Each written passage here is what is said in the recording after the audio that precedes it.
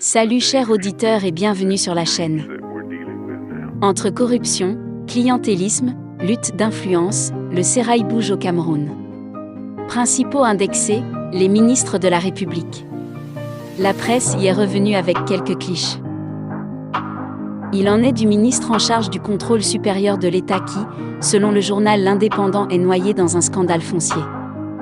Dans un article intitulé « Les dossiers noirs du Consup », le journal se penche sur 2 parcelles de 1000 m² chacune acquises au nom de son fils réside aux États-Unis et de son frère, suscite une vive indignation au sein de l'opinion publique.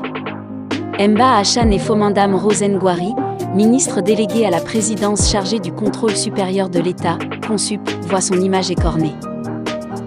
Mais aussi de Samuel Mvondo Ayolo qui est une « cible à abattre », le journal L'Événement indique que le ministre, directeur du cabinet civil de la présidence de la République fait l'objet, ces derniers temps, d'attaques injustes et iniques.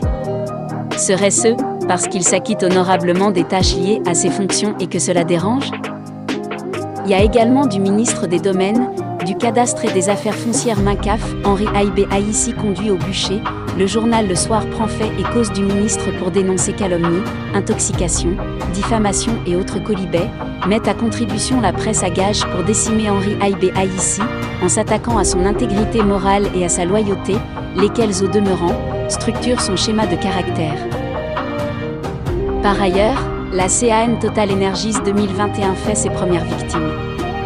Le journal Le Zénith fait état d'un marché noir dans lequel un responsable du lycée de Ngoa Ekel à Kondangui. Le chef de service des activités post- et périscolaires aurait été surpris dans la vente illicite des passes sanitaires, des billets d'accès au stade d'Olambé et même de certaines commodités destinées aux 750 élèves qui devraient prendre part à la cérémonie d'ouverture de l'arène des compétitions sportives africaines à Yaoundé, le 9 janvier dernier. Au sommet du sérail, soutien à Paul Biya se consolide par « l'appel du Sud ».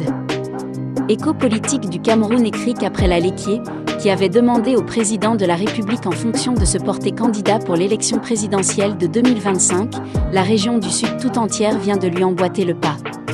En signant une motion de soutien au moment où, on s'aperçoit par ailleurs, que des jeunes sont très mobilisés autour d'une future candidature de Franck-Emmanuel Biya.